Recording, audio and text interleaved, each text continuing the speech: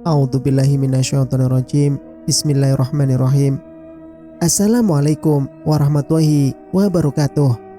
Kembali bersama Mang Sukir di channel Sampul Hitam yang tentunya akan berbagi cerita. Dan untuk cerita kali ini masih melanjutkan cerita yang sebelumnya yang berjudul Wajah Kakakku Meleleh dan Melepuh. Cerita ini ditulis oleh Firdawati. Dan bagi teman-teman yang ingin membacanya secara langsung, teman-teman bisa langsung kunjungi link yang saya sudah sertakan ada di deskripsi. Dan tak usah berlama-lama, bagaimanakah untuk kelanjutan cerita ini? Ini dia kisahnya. Selamat mendengarkan. Singkat cerita, Mas Bagas, panggilku beberapa kali, namun yang dipanggil tidak menyahut. Di mana dia? Gumamku dalam hati. Terdengar gemericik air di kamar mandi. Oh, ternyata suamiku sedang di kamar mandi. Aku segera duduk di tempat tidur, menimang ponsel seraya berpikir keras. Aku harus minta pendapat Mas Bagas.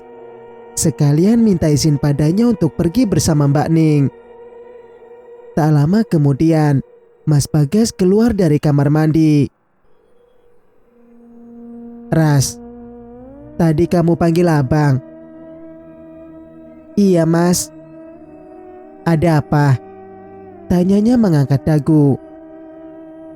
Lucu juga kedengarannya ya Mas. Aku panggil Mas, sementara abang membiasakan diri dengan abang. Rasanya kok aneh kedengarannya. Itu kan kesepakatan kita. Abang tidak mau merubahnya. Tidak Mas, kita buat kesepakatan baru. Mulai hari ini, mau di rumah atau di tempat umum, panggilan untuk abang sekarang hanya Mas Bagas. Nama yang diberikan oleh orang tua Mas. Tidak ada lagi Bang Imron. Kenapa? Kok tiba-tiba berubah? Entahlah Mas, pingin panggil nama asli Mas saja.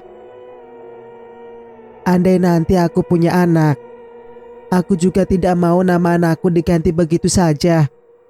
Apalagi memberi nama itu tidak mudah. Melalui proses yang panjang, baiknya dikasih nama siapa. Setiap orang tua pasti memikirkan nama yang terbaik untuk anaknya. Siapa aku yang datang belakangan?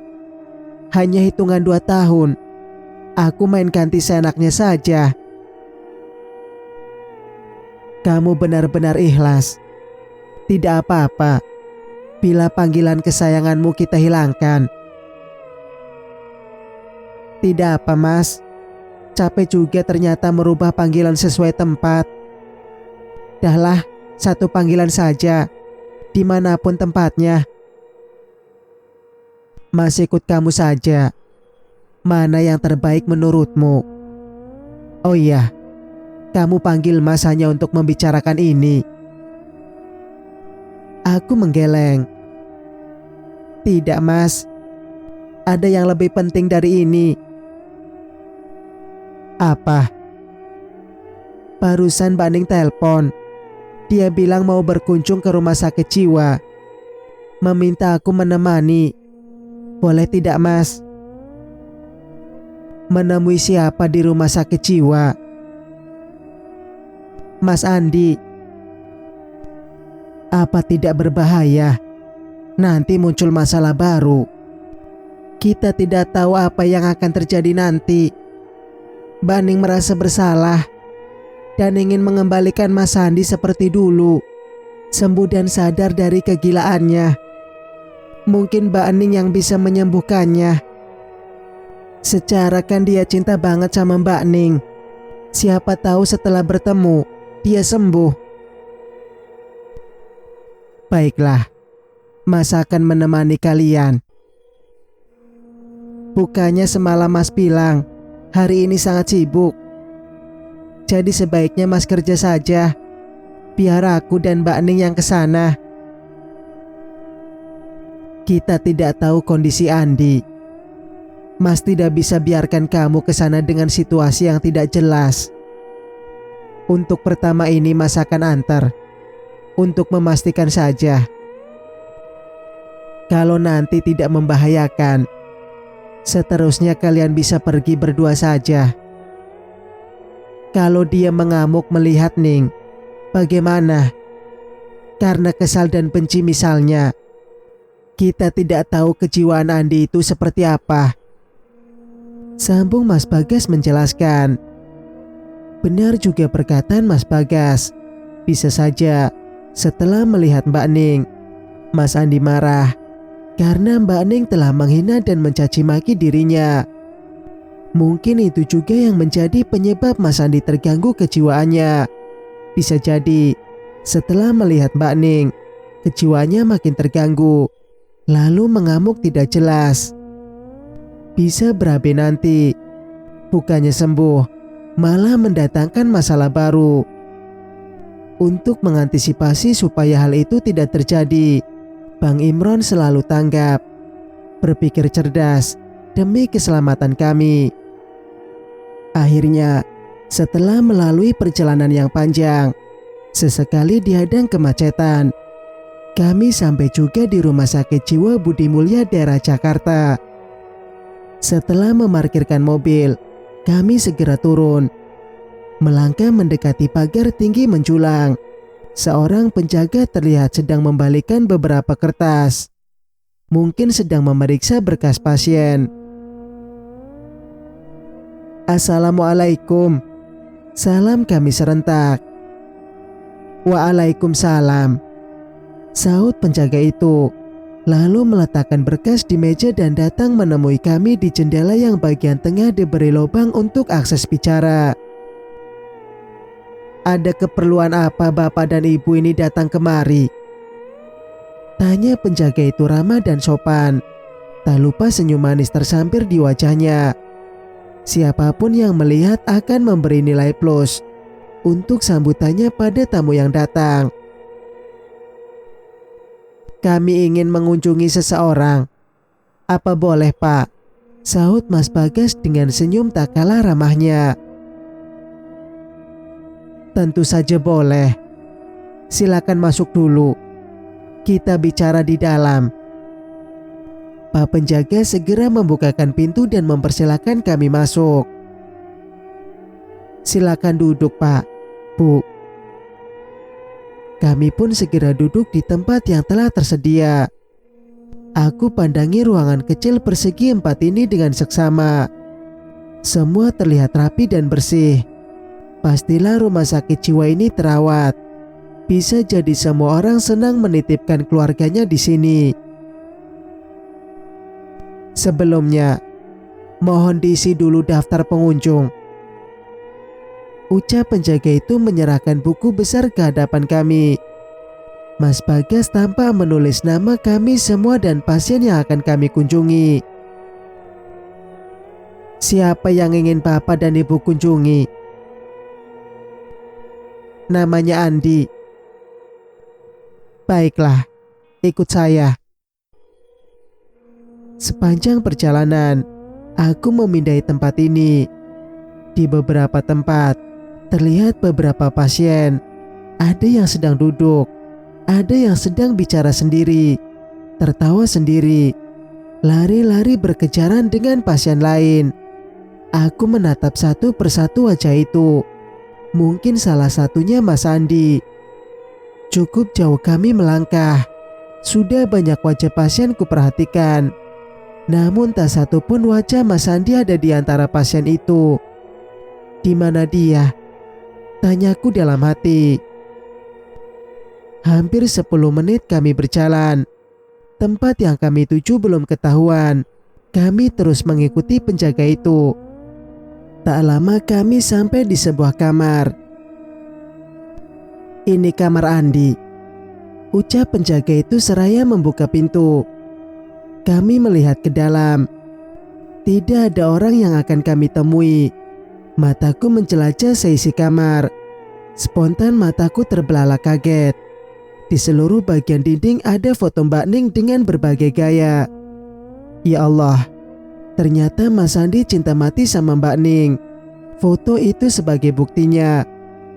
Aku melirik Mbak Ning, ingin melihat reaksinya. Mbak Ning masuk ke dalam, mengamati foto dirinya, meraba, seakan ingin mengenang di mana foto itu diambil. Wajah Mbak Ning terlihat sendu. Mungkin perasaan bersalah tengah menghantuinya. "Maaf Pak, Andi di mana ya? Kok tidak ada di sini?" tanya Mas Bagas. "Sepertinya ia sedang di luar Pak. Mari saya antar ke tempat favoritnya."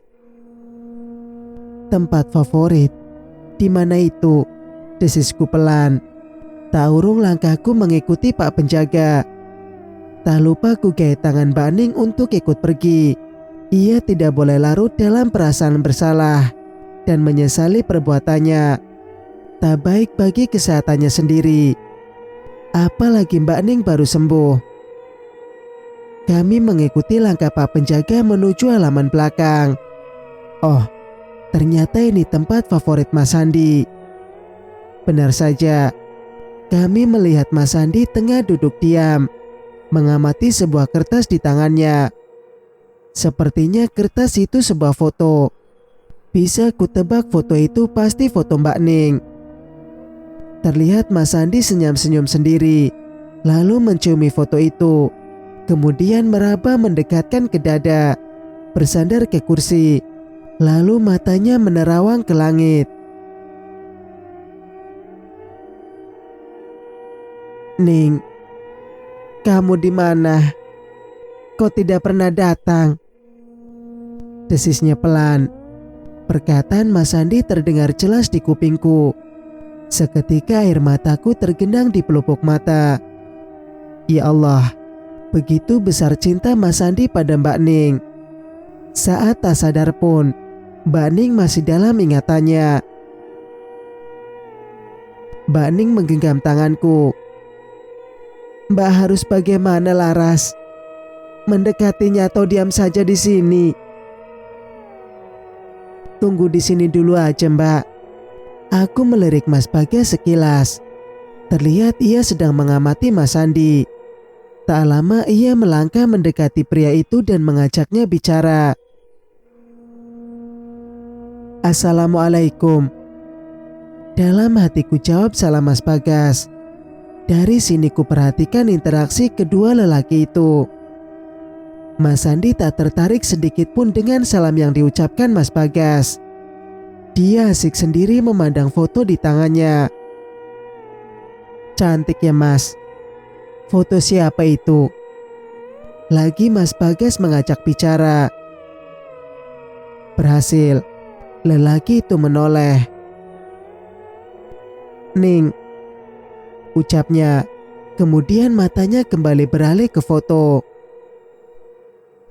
"Oh, nama perempuan cantik itu Ning." Lelaki itu mengangguk.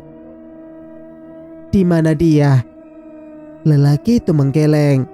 Artinya dia tidak tahu. "Mbak, mumpung Mas Bagas di sana, coba Mbak dekati. Kalau ada apa-apa, kan ada Mas Bagas yang jagain." "Iya, kamu benar." Tak lama kemudian, Mbak Ning mendekati Mas Andi. Dia berdiri agak jauh dari Mas Bagas. Setelah menghirup napas perlahan-lahan, Mbak Ning menoleh padaku. Aku mengangguk memberikan isyarat supaya mendekat ke Mas Andi. "Andi," panggil Mbak Ning pelan. Serta merta lelaki itu menoleh, lalu menatap perempuan yang menyapanya. Raut wajah terkejut tampak jelas di wajah Mas Andi. Sejurus kemudian, Mas Andi terlihat senang. Senyuman lebar terbingkai manis di bibir. Kedua tangannya terkembang, lalu berlari menyusul Mbak Ning. "Ning, kamu datang." Tanpa aba-aba lelaki itu langsung memeluk Mbak Ning. Mendadak Mbak Ning terpaku. Tak siap mendapatkan pelukan secara tiba-tiba. Kejadiannya begitu cepat. Mbak Ning terlambat untuk menghindar. Tak pelak, tubuh Mbak Ning direngkuh oleh Mas Andi. Sangat kuat sekali, seolah-olah enggan untuk ia lepaskan. Tidak tanpa pergerakan penolakan dari Mbak Ning. Ternyata Mbak Ning sengaja membiarkan Mas Andi memeluknya. Mungkin itu bagian dari rasa sesal dan rasa bersalahnya. Berharap Mas Andi kembali sadar dan mengingat keluarganya. Yuk, kita pergi dari sini. Aku sudah menunggumu lama sekali. Pergi kemana, Andi? Tanya Mbak Ning. Jalan-jalan ke mall. Aku akan belikan semua yang kamu mau. Emang kamu punya uang? Seru Mbak Ning mencoba mengalihkan perhatian Mas Andi. Mendadak Mas Andi terdiam. Dia menatap sekeliling. Sepertinya Mas Andi baru menyadari sesuatu. Seolah ia baru bangun dari tidur panjangnya. Loh, kenapa aku bisa berada di sini? Tanyanya kaget. Kami pun tak kalah kagetnya melihat Mas Andi bertingkah kayak orang normal. Hei, di mana ini? Tanyanya berteriak. Mas Andi bisa baca itu. Tunjukku pada pelang rumah sakit jiwa Budi Mulya. Rumah sakit jiwa Budi Mulya. Mas Andi mengecek pelang itu dengan benar. Siapa yang sedang dirawat di sini? Tanyanya heran. Kami saling pandang kebingungan.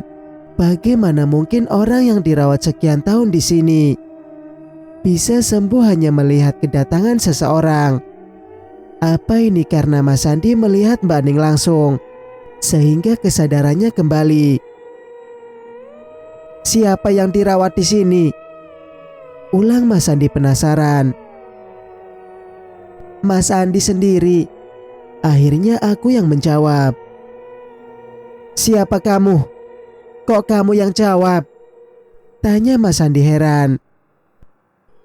Mas Andi tidak mengenalku. Tanyaku balik. Iya, kamu siapa? Kenapa ada di sini? Aku Laras, Mas. Adiknya Mbak Ning. Tidak mungkin. Tidak mungkin kamu Laras. Laras itu jelek dan tidak menarik. Tapi kamu berbeda. Benar, Andi. Itu Laras adikku. Kini Mbak Ning ikut menjelaskan. Wajahmu sekarang sungguh berbeda. Membuatku pangling. Oh iya, siapa tadi yang dirawat di sini? Tadi kamu bilang aku. Kamu sungguh ngaco, Laras. Emang aku gila, mesti dirawat di sini. Mas Andi dirawat di sini udah bertahun-tahun lamanya. Masa lupa sih? Pungkasku mencoba mengingatkannya. Kamu serius, Laras? Rasanya aku baru bangun dari tidur yang sangat pulas. Benar, Mas Andi. Kalau tidak percaya, ayo kita ke kamar Mas Andi. Di sana, Mas akan lihat sendiri apakah kami berbohong atau mengada-ngada. Emang ada apa di kamar sana? Mas Andi lihat sendiri nanti. Ada foto Mbak Ning dengan berbagai macam gaya. Hampir memenuhi seluruh dinding. Ada puisi cinta juga. Kamu pasti bercanda. Jadi sejak kapan aku tinggal di sini? Udah lama, Mas. Bertahun-tahun lamanya. Mas Andi malah terdiam, memijit kepala, berusaha mengingat semuanya. Saat Mas Andi berusaha mengingat, kami meminta perawat untuk memanggil dokter. Supaya tidak penasaran, kami meminta dokter untuk memeriksa keadaan Mas Andi. Tentu saja bisa. kedatangan seorang yang menjadi obsesinya. Salah satu cara mengembalikan kesadaran pasien. Terlebih penyebab Andi seperti itu karena terlalu memikirkan Ning. Orang yang ada di pikirannya hanya Ning. Saat perempuan itu datang tentu saja ingatan kembali. Ia tidak akan melupakan wajah itu meski ingatannya hilang. Sekarang orangnya muncul di depannya. Ya wajar saja dia sadar kembali. Ya Allah, rasanya aku tidak bisa mempercayainya. Tapi kenyataan di depan mata membuktikan semuanya. Ternyata cinta bisa membuat orang stres. Dan cinta juga bisa menyembuhkan orang yang gila. Saat kami tengah tertawa dengan perasaan bahagia yang membuncah, Pak Ismet dan Bu Hasna muncul secara tiba-tiba. "Kalian, kok bisa berada di sini?" tanya Pak Ismet kaget. "Kami jenguk Mas Andi, Pak. Maaf sebelumnya, bila kami tidak izin lebih dulu." Pak Ismet mengedarkan pandangan. Tanpa olehnya Mas Andi dan Mbak Ning berbicara. Sesekali mereka tertawa. "Andi." Pak Ismet memanggil anaknya. Ismet menoleh dan langsung teriak senang. "Lihat Pak, Bu, Ning datang menemuiku. Itu artinya Ning mencintaiku. Kalian tidak percaya sih? Kata hatiku, suatu hari nanti Ning pasti datang." Ocehan Mas Andi membuat Pak Ismet dan Bu Hasna melongo kaget. "Terbuktikan. Sekarang dia datang menjumpaiku."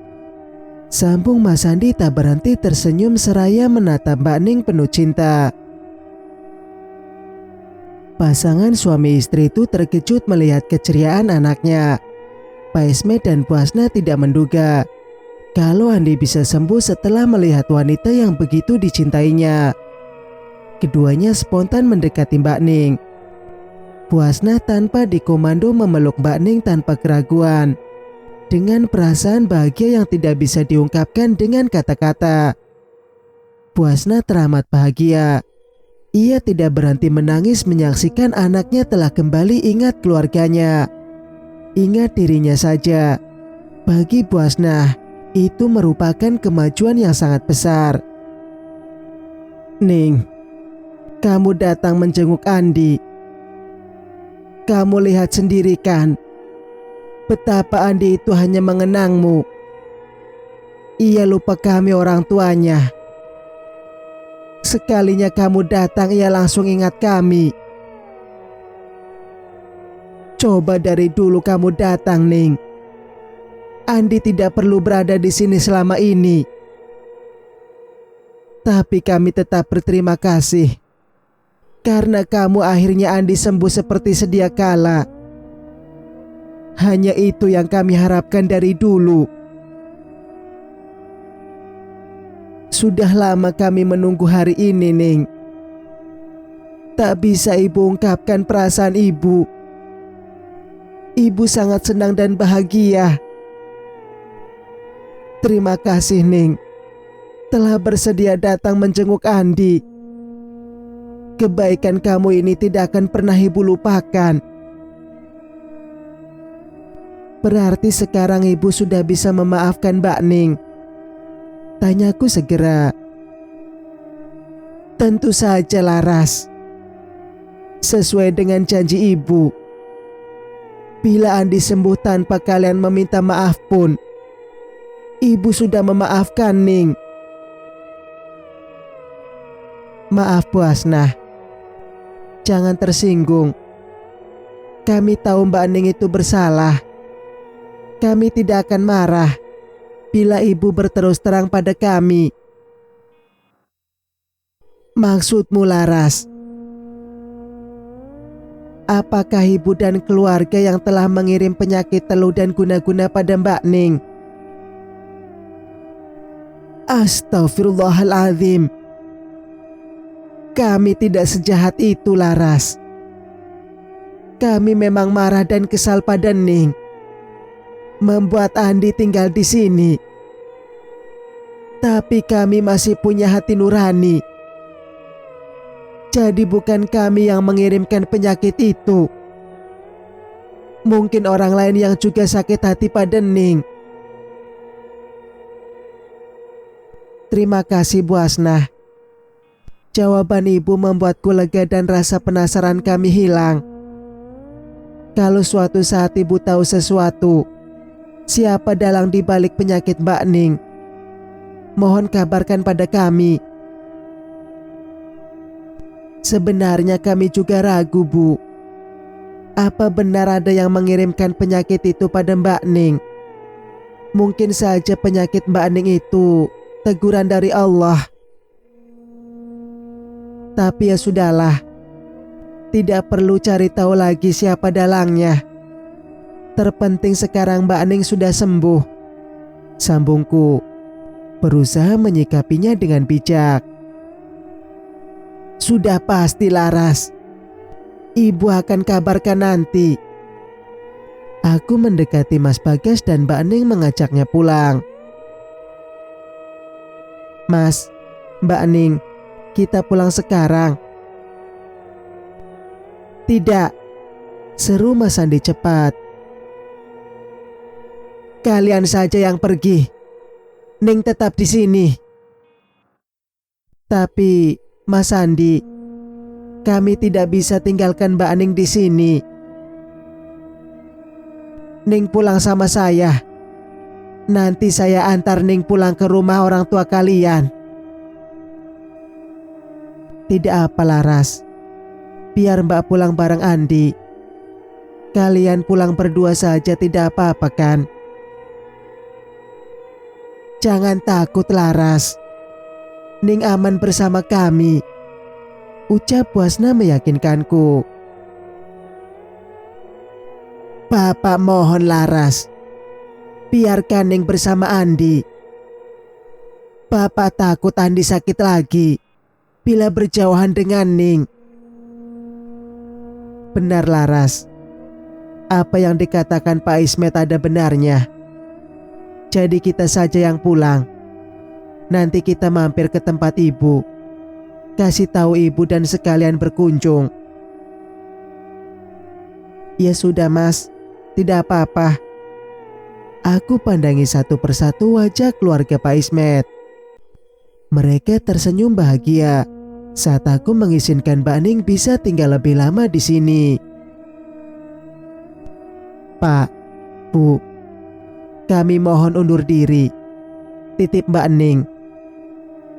Baik Dokter Bagas, hati-hati di perjalanan.